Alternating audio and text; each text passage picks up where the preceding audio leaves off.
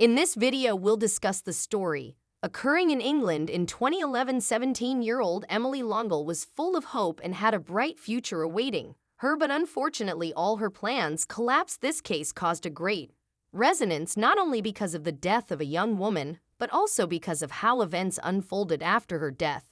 Emily Longley was born in England in 1994 to Mark and Caroline Longley II.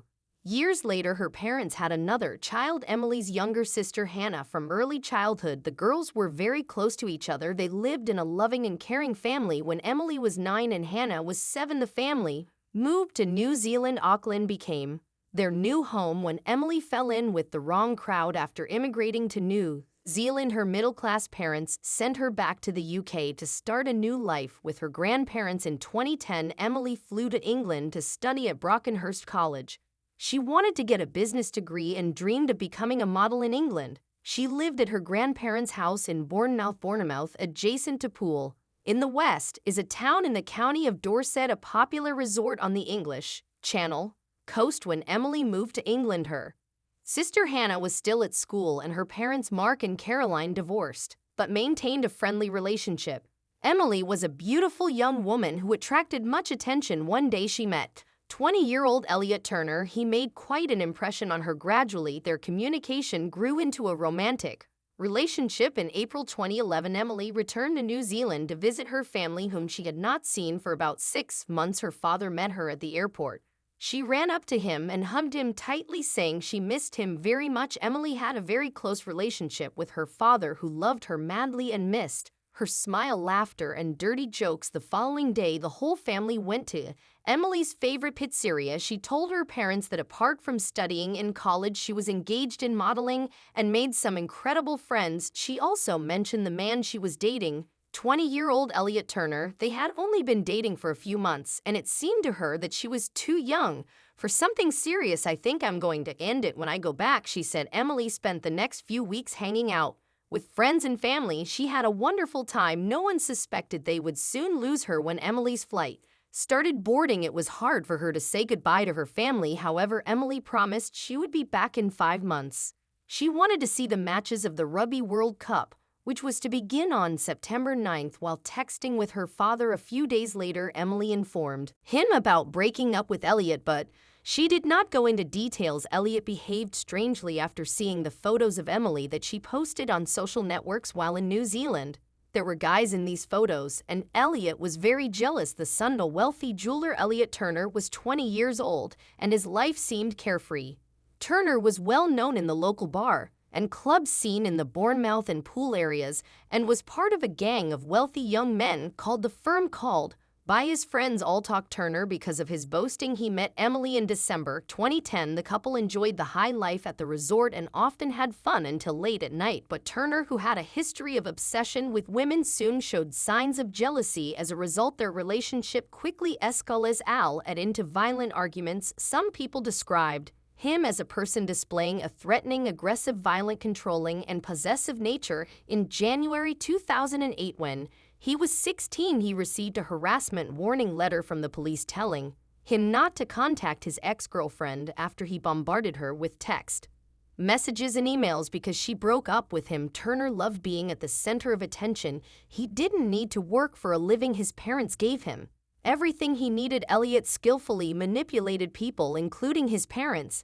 His life was all about parties, women, alcohol, and illegal substances. He considered himself a man who can do anything he wants. Elliot carried a hammer with him in case anyone tried to contradict him. His friends believed that Turner fancied himself a gangster and wanted to become the one everyone turned to for help. He could come to the bar and buy everyone a drink. Elliot bragged about driving a new Mini Cooper, but it was a gift from his grandmother. He tried to maintain his bad boy image with a series of supposedly streetwise messages on social networking sites where he often referred to himself as Scarface or God. He didn't lack female attention, but when he met Emily, he became very attached to her. She complimented his image of a successful person, which he worked hard to create. As their relationship developed, Turner started showing his controlling behavior more and more often he even threatened Emily that he would take her life in an emotional plea to Turner. Emily wrote a note to him a few months before her death saying, 1. I love you. 2. Don't say you'll kill me. 3. Stop talking about your ex-girlfriends. 4. Stop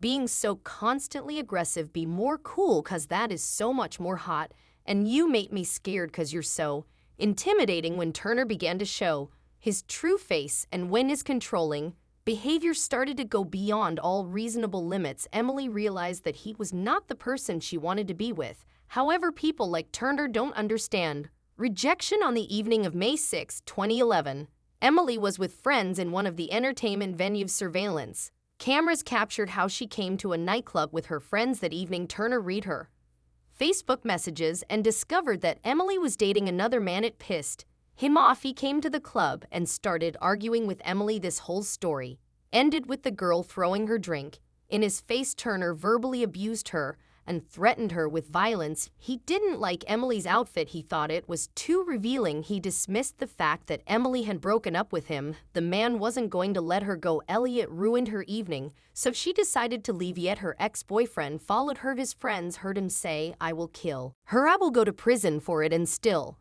be a millionaire. I would do 10 years. It wouldn't bother me. Turner caught up with Emily somehow, persuading her to go to his house. He said he wanted to talk in a more relaxed atmosphere. Elliot Turner lived with his parents. Perhaps that's why Emily went with him. Maybe she thought he would behave more calmly in the presence of his parents. Neighbors saw them go inside the house the following morning. Anita, Turner, Elliot's mother, called the emergency service saying Emily was not waking up. Just tell me what's happened there. Maybe it is my son's friend saying with us. So this morning I tried to wake both of them up, but the girl didn't wake up. We tried to wake her up. I don't know what it is. I need you to pull back the dew for me and just look to see if you can see any signs of breathing. I try to hold the path. No, I need you to put your face next to her mouth. Can you feel any breath? Can you see her chest going up and down? No, nothing. What color is she? What color is she? Yeah, what color is she? She's blue. Is she red? Is she? That my husband is having a look now. Hang on. It was about 9:00 a.m. before the arrival of the ambulance. Anita listened to the operator's instructions on how to help Emily. Unfortunately, when the ambulance arrived, the only thing they could do was to state the death of Emily Longley. Anita was an Indonesian citizen who came to the UK to marry Lee Turner. When the couple had a son, they did not deny him anything, which was a big mistake. During her conversation with the emergency service operator, Anita's voice did not sound like the voice of a mother who had just found her son's girlfriend dead. She was too calm, as if nothing unusual had happened thousands of miles from England and New Zealand. Emily's father, Mark, woke up at 2 in the morning and saw a bunch of missed calls from his ex-wife Caroline and younger daughter Hannah. There was also a voice message from Hannah, but Mark could barely make out what she was saying. Then he heard Caroline scream in the background, and her words, Emily is dead. Mark refused to believe it. He called his mother in England. When she answered, his whole world fell apart. His mother was crying hysterically. Moments later, one of the police officers took her phone. I'm sorry to tell you that your daughter Emily is dead, he said. Mark couldn't believe it. After all, Emily was sitting on his couch and smiling just a week ago. Flying to the UK, the grief-stricken father still refused to believe that his daughter was dead, but unfortunately, it wasn't a dream. The loss of the eldest daughter was a heartbreaking challenge for Emily's parents. The police told them that Emily had died in her sleep. It didn't make any sense. She was young and healthy. The police collected some evidence, but it was unclear what happened to Emily. They had to wait for the autopsy results. Elliot Turner's parents, Anita and Lee, told investigators they'd have been home all night and had not heard anything since. Suspicious Elliot publicly mourned Emily by posting photos of them together on his Facebook page. The police had nothing bulletproof to refute the story of Turner and his parents that Emily mysteriously died in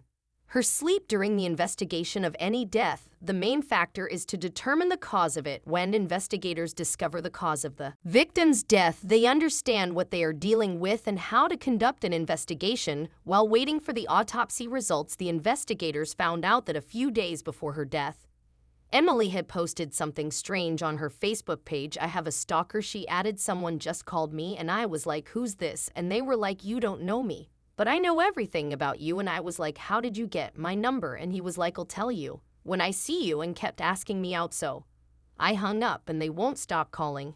Emily wrote on Thursday, May 5th. At the same time, the police managed to find out that before her death, Emily quarreled with Elliot Turner in front of other nightclub guests after interviewing Turner's friends. Investigators learned that he tried to control Emily's every move, that he found out about her meeting with another man, and most importantly, that Elliot threatened to take her life many times, but his friends did not attach any importance to this, believing that these were just words with which Turner strengthened his image of a gangster. The autopsy did not give an exact cause of Emily's death, however.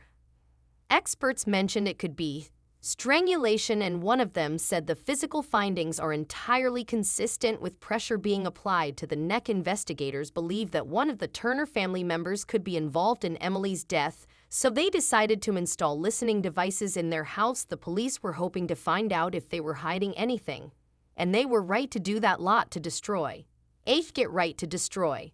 Them, yes, see you. We perverted the course of justice. We've destroyed vital evidence in this case. You think we're right? Yeah, I am, but focus the conversation because it looks. You look so guilty. You look so guilty by ringing the father. Mom, please. From a Polican point of view, it's so obvious that that girl is why me meeting that girl is ruined my life. She is ruined my life. Is she just ruin your life? You would have known she was free. She was freezing. Mom, you can't be. You got to think. Brain just thought she was, I don't know. I thought she was just naking, just really tired. As this happened before, and I can't get her out of bed. Hence off. I made a cup of tea first cause I thought you was okay. Mom, that's fine. It's so believable. It's burning me inside every second of my day. It's burning, but I know something that they don't know. Burning me, eating me. Music. Up they heard Elliot instructing his mother on how to behave with the police and what she needed to say. His father, Lee Turner, seemed to be the only person who understood what he was doing was wrong, but eventually he submitted to the will of his son and wife. While listening to the recordings, investigators also heard what happened to Emily Longley.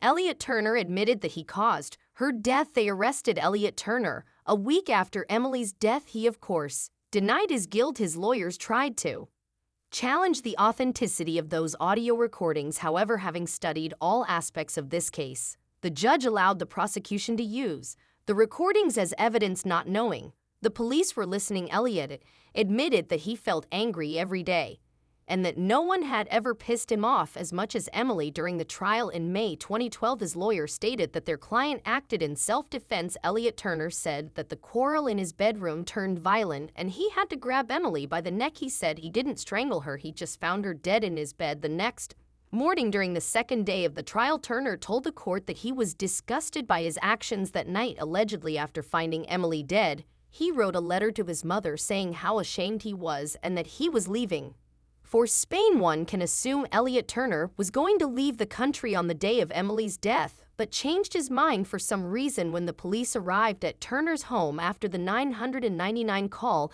they saw packed bags. Elliot's passport was in his pocket. He admitted in court that he had threatened Emily and felt upset and deceived the night before her death after seeing false emails on her phone saying he had smashed her face into a table. When describing the fight they had before her death, he mentioned Emily started beating him with her hands and feet. He tried to calm her down before giving up and throwing her a 20-pound note for a cab. He said she just ignored me at first, then 5 seconds later she just went crazy. I had never seen Emily get to that point of rage. I didn't know what to do. She would not stop. I kept repeating myself, stop it, calm down. At that point, I grabbed her by the neck using my right hand. Defense counsel Anthony Dunn asked, "Why did you do that?" Turner replied, "To stop her going nuts. I did not know what to do." My right hand made contact with her neck. When the defense counsel asked how hard he grabbed her, Turner replied, "I would not say very hard, but it was quite hard. I grabbed her and pushed her down onto the bed. I pressed down on her neck when she was in the lying down position." He said he held her there for 5 or 6 seconds, then let go and stormed out of the room. When asked if he intended to kill Emily, Turner replied no. He said he thought Emily had gone to sleep. Allegedly, he realized Emily was dead only when she did not wake up the following morning. In an interview with the Herald newspaper, Emily's father Mark spoke about how hard it was for him to lose His daughter here is the thing about death, it sucks. It doesn't matter if it is your child, your partner, or your 99-year-old grandmother. It sucks that a person is there one day and not the next. Well, it is not something we can deal with easily. All anniversaries are hard. Birthdays are hard. Christmas is hard. Easter is also tough because it was the last time I really spent time with her. Mark Longley said he said the heaviest part was that he would never see the woman she could have become. I miss seeing the life she was denied unfold. We had a brief glimpse of the woman she was becoming, and I was so proud of her. I am her father, and of course I'm biased, but the world really was a better place with her in it. It was certainly a lot more fun. At the trial, they portrayed Elliot Turner as a spoiled, wealthy kid whose parents wanted to help him escape punishment. The court heard he was given the run of the family's home in the affluent Queen's Park area of Bournemouth, where he would hold parties for his middle-class friends, described as wild by his father Lee. He was given his own living space in the converted garage of his parents' house so he could come and go without disturbing them. It was in his room, which had its own minibar, that he strangled Emily on his bed. The police examined the computers seized from Turner and found the following search queries: death by strangulation and how to avoid punishment for a crime. The main motive of the crime was jealousy. The court heard testimony from Luke Ashford,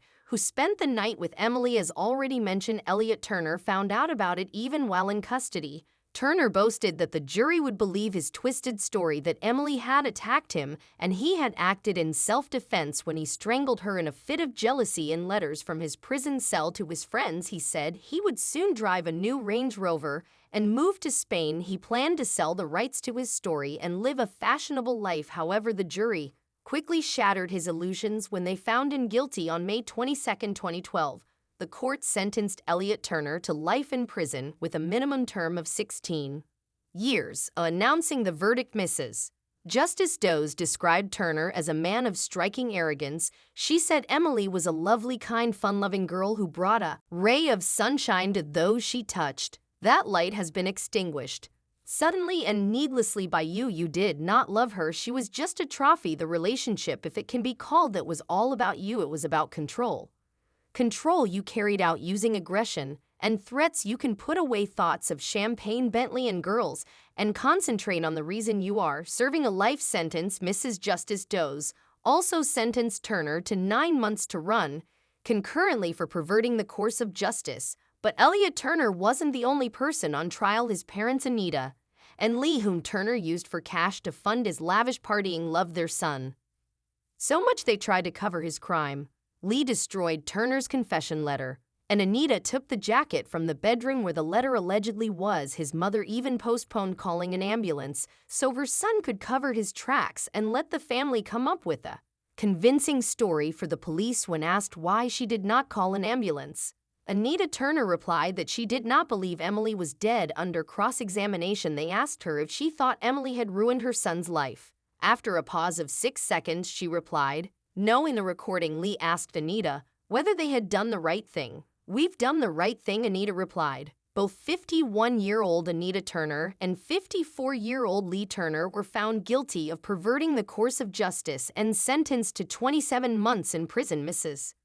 Justice Linda Dew said the two of you chose to fight the case, showing little remorse. Miss Turner, you claimed you didn't know the contents of the letter when you destroyed it, but the fact it was burning on your conscience is quite evident from your anguished tone of voice on the tape released in 2013. After serving half of their sentence, they still live in the house where Emily Longley died. Emily's dad, Mark, broke down as he spoke about the verdicts after the case, supported by former wife Caroline and daughter Hannah. He said, "What we have heard over these 5 weeks has shocked us and disgusted us, that a man so evil like Turner could treat a gentle and loving girl like Emily so violently is beyond belief. We are so proud of the fact that she had come halfway around the world to cause a better life for herself. This is a life Turner decided to end." Mark said there was a lot of talk about Turner's boasting and that no one had taken his threats seriously until it was too late. He added even his mother did not take seriously when he texted her to tell her he was going to break Emily's neck. Perhaps if someone had taken his threat seriously, Emily might be with us today. I hope Turner suffers every day in prison for what he has done. In October 2020, the press reported that Elliot Turner's cellmates had beaten him in prison. It happened after he hung up photos of Emily in his cell and boasted of receiving letters from female fans. Some of his cellmates attacked him after he said he would soon return to his life full of champagne, Bentley, and birds. In 5 years, Turner will have the right to apply for early release from prison. One can only hope that common sense will prevail and that the parole board will make the right decision regarding a person who still has no remorse for his actions.